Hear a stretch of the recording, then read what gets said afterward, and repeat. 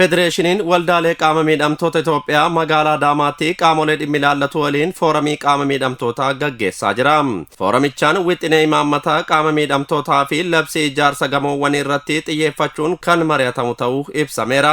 Saganticha irratti kan argaman ministeer deetaan ministeera dhimma dubartootaa fi hawaasummaa aadde Huriyaalii qaama miidhamtoota kabajuun misooma biyya eegaltee fiixaan baasuuf gargaaraan dubbatan.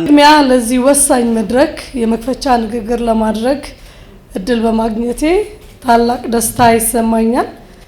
Sagantaa kanarratti argamuun haasaa baniinsaa taasisuuf gammachuu guddaatu natti dhagahama. Har'aasitti kan walaagarreef dhimma murteessaa ta'e tokkoo fi innis qaama miidhamtoota fayyadamaa kan taasisan hirmaannaa qaama miidhamtoota wantoota dabaluu danda'an irratti mari'achuu fi fayyadamummaa isaanii mirkaneessuudhaaf.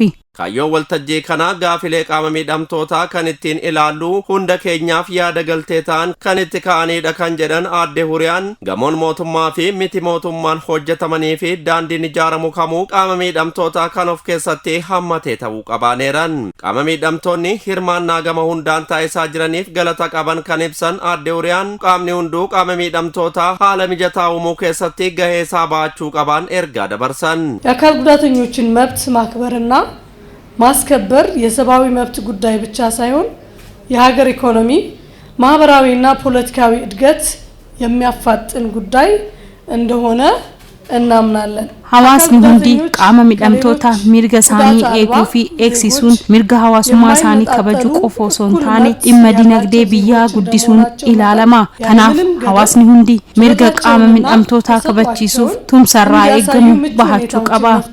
የሁላችንም የጋራ ኃላፊነት Daarektarri waldaa qaama miidhamtoota Itoophiyaa obbo Abbaayinee Gujoo qaama miidhamtoonni Itoophiyaa biyya badhaatee arguuf cimnee hojjechuu qabna. Sochii hojii keessatti qooda keenya ba'achuuf danqaaleen hedduun ni jiru.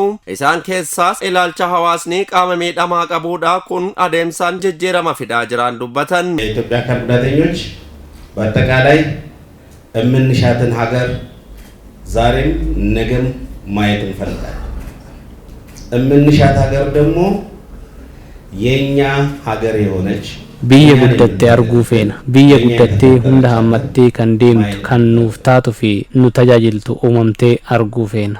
Labsii gamoon wal qabatu ragga'uu isaaf ministeerri dhimma alaa gahee baachaa tureef galata qabaan dubbachuun ministeer deetaa ministeera dhimma dubartootaa fi hawaasummaa aadde Huriyaa Alii foorumicha irratti argamuu isaaniif nan galateeffadha jedhan.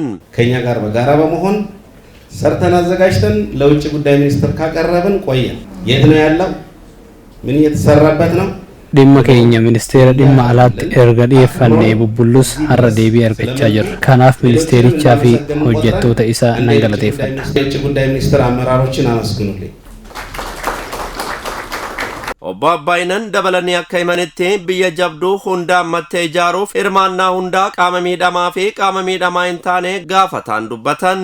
Hoggantuun deeskii waldaa qaama miidhamtoota Itoophiyaa aadde Xuruwarq Tasfaayee waldichi kana duras hubannoo hawaasaa dabaluu fi faayidaa qaama miidhamtoota eegsisuuf halkanii guyyaatti hojjechaa jiran kaasan. ኢትዮጵያ አካል ጉዳተኞችንና ጉዳተኝነትን የሚመለከቱ ዓለም አቀፍ አህጉር አቀፍና ሀገር አቀፍ የህግ ኢትዮጵያን biyya qaama miidhamtoota ilaalchisuun seerota addunyaa ardii fi sadarkaa biyyaatti hojiirra oolan biyya hojiitti hiikaa jirtudha. Qaama miidhamtootaan wal qabatee kana duras waltajjiiwwan wal fakkaatoon qophaa'aa turaniiru. ምን እንደሚመስል ለመዳሰስ ይህንን የውይይት መድረክ አዘጋጅቷል።